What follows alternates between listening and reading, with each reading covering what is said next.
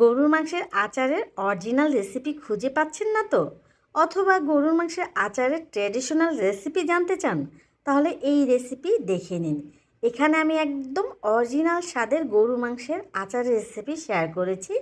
আশা করছি এই recipe follow করে যদি আপনারা গরুর মাংসের আচারের রেসিপি করেন, তাহলে একদম আসল স্বাদটাই পাবেন। এখানে আমি হাড় চর্বি ছাড়া গরুর মাংস নিয়েছি হাফ কেজি। আর সাইজটা দেখেন একটু ছোট করে কেটে নিয়েছি। হাফ টেবিল চামচ দিয়ে দিলাম আদা বাটা, হাফ টেবিল চামচ রসুন বাটা, 1 চা চামচ জিরার গুঁড়া, 1 চা চামচ ধনিয়ার গুঁড়া, 1 চা চামচ হলুদের গুঁড়া, আর দিয়ে দিলাম 1 চা চামচ মরিচের গুঁড়া, আর 1 চা চামচ দিয়ে দিলাম কাশ্মীরি মরিচের গুঁড়া। এটা অপশনাল, হাতের কাছে থাকলে দিবেন, না হলে কোনো সমস্যা নেই, না দিলেও 1.5 চা চামচ দিয়ে দেব শাহি গরম মশলা। এই শাহি গরম মশলার রেসিপিও খুব শীঘ্রই আমার চ্যানেল ও পেজে পেয়ে যাবেন। এবার দিয়ে দেব হাফ টেবিল চামচ লবণ, আর দিয়ে দেব 2 টেবিল চামচ সরিষার তেল। আপনারা মাংস রান্নায় যে গরম মশলাটা ব্যবহার করেন সেটা দিলেও চলবে। আমি শাহি গরম মশলা ব্যবহার করেছি এই জন্য যে স্মেলটা একটু ভালো আসবে। ভালোভাবে হাতের সাহায্যে মেখে নিব, নিয়ে এটা আমি 10 থেকে 15 মিনিটের জন্য একটু রেস্টে রেখে দিব।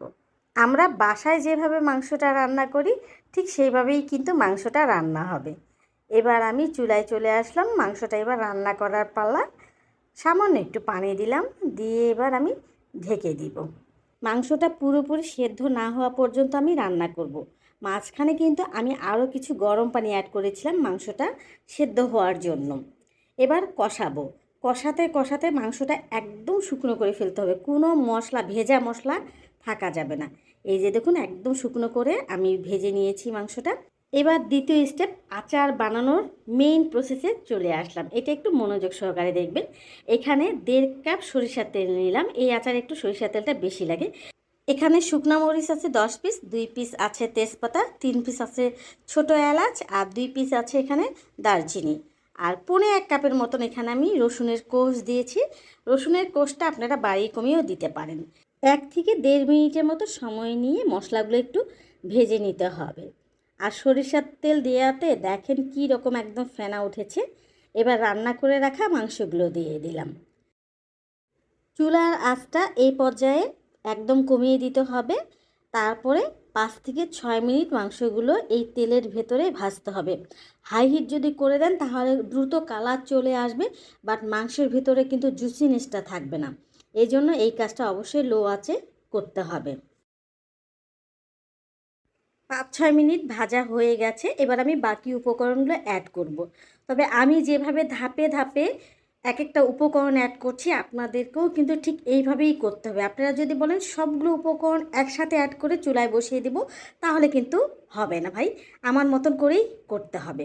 এই যে দেখেন ভাজা হয়ে গেছে, এবার আমি এখানে দিয়ে দিব 1/4 কাপ কাসুন্দি। আপনারা কাসুন্দির পরিবর্তে হলুদ সরিষাটা ভিনেগার দিয়ে বেটে তারপরে ব্যবহার করতে পারবেন। এবার দিব 1.5 টেবিল চামচ এখানে তেঁতুলের কাপ। তেঁতুলটা আমি ভিজিয়ে রেখেছিলাম, হাত দিয়ে কষলে নিয়ে সেখান থেকে 1.5 টেবিল চামচ আমি ব্যবহার করেছি। এবার দিয়ে দেবো 1.5 টেবিল চামচ চিনি। চিনিটা কিন্তু মিষ্টির জন্য না, তেঁতুলের টকটাকে ব্যালেন্স করার জন্য। দিয়ে দিলাম হাফ চা চামচ বিট লবণ, হাফ টেবিল চামচ দিয়ে দিলাম আচারের মশলা। এই মশলার ভিডিও ক্লিপটা এই ভিডিওর একদম শেষে পেয়ে যাবেন। আর দিয়ে দেবো 1/4 কাপ ভিনেগার। ভিনেগারটা কিন্তু অপশনাল, যেহেতু এখানে আমি অনেক সরিষার তেল ব্যবহার করেছি, ভিনেগারটা না দিলেও চলবে। যদি বাসায় থাকে তাহলে দিয়ে দেবেন 1/4 কাপ। এবার আবার 5 মিনিট আমি ভেজে নেব একদম লো আঁচে। এখানে কিছুতেই চুলার আঁচটা বাড়ানো যাবে না, তাহলে কিন্তু মশলাগুলো পুড়ে যাবে। এইভাবে যদি স্টেপ বাই স্টেপ আপনারা আচারটা তৈরি করেন, বিশ্বাস করেন একদম পারফেক্ট একটা গরু মাংসের আচারের রেসিপি আপনারা ঘরে তৈরি করতে পারবেন।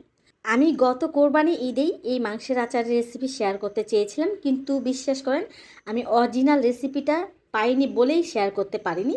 অনেক সার্চ করার পরে আলহামদুলিল্লাহ অরিজিনাল রেসিপি পেয়েছি। এই আচারের রেসিপিটা বাণিজ্যিকভাবে এক আপু এটা সেল করে, দেশ বিদেশ সবখানে সেল করে। ওনার নিউজ হয়তো বা আপনারা অনেকে দেখেছেন সময় টিভিতে। মাশাআল্লাহ উনি একদম পারফেক্ট রেসিপি বানায়। আরেকটা ভাইয়াও বানিয়েছে। তো আমিও পারফেক্ট রেসিপিটাই আপনাদের সাথে শেয়ার করার চেষ্টা করলাম। এই যে দেখেন আপনারা কিন্তু চুলাতেই এইরকম কালার আনবেন না। এই কালারটা কিন্তু কয়েক ঘন্টা পরে ঠান্ডা হওয়ার পরে মাংসের এই কালারটা আসে। তো দেখেন আমার মাংসর আচারটা একদম পুরোপুরি রেডি, ঠান্ডাও হয়ে গেছে। আসছে কোরবানি ঈদে সবার ঘরে ঘরে যখন অনেক বেশি করে মাংস থাকবে, তখন অবশ্যই এই আচারটা একবার ট্রাই করবেন। প্রথমে কিন্তু অল্প করে ট্রাই করবেন, এই জন্য আমি কিন্তু অল্প পরিমাণ মাংস দিয়ে আপনাদেরকে করে দেখালাম, যেন আপনারা প্রথমে অল্প করে বানিয়ে খেতে পারেন। যদি ভালো লাগে তারপরে বেশি করে বানিয়ে এটা ফ্রিজের নর্মাল চেম্বারে রাখবেন। আর দেখেন এই যে গ্রেভিটা, এই গ্রেভিটা দিয়ে ভাত বা খিচুড়ি মেখে খেতে মাশাআল্লাহ এত মজা লাগে। এখানে কিন্তু আমি কয়েক পিস মাংস আবার একটু থেতলে দিয়েছি, তো গ্রেভিটা আরও মজা হয়েছে। আর আপনারা এটা যে কোনো এয়ারটাইট কাচের জারে করে ফ্রিজের নর্মাল চেম্বারে রেখে দেবেন, পুরো বছর জুড়ে সংরক্ষণ করে খেতে পারবেন। রুটি, পরোটা, ভাত, খিচুড়ি সব কিছুর সাথেই ভালো লাগে। আমি খিচুড়ি দিয়ে পরিবেশন করেছিলাম, কিন্তু পরে আমি গরম গরম ভাত দিয়ে খেয়েছি। আমার সবচেয়ে বেশি ভালো লেগেছে ভাত দিয়ে খেতে। আর গ্রেভিটা তো মেখে খেতে মাশাআল্লাহ অনেক মজা। আপনাদেরকে মাংসগুলো আমি ভেঙেও দেখালাম যে কতটা সফট আছে আর জুসিনেস আছে। এবার মশলা রেসিপিটা দেখে নেন। নিয়েছি এখানে আমি 1.5 টেবিল চামচ পাঁচফোড়ন, 2 চা চামচ নিয়েছি গোটা ধনিয়া, আর 2 চা চামচ নিয়েছি মৌরি, মানে মিষ্টি যেটাকে বলে।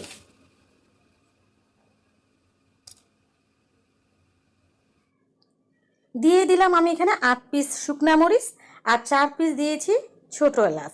চুলার আঁচ লোতে রেখে মশলাগুলো ভেজে নেব, খেয়াল রাখবেন পুড়ে যেন না যায়।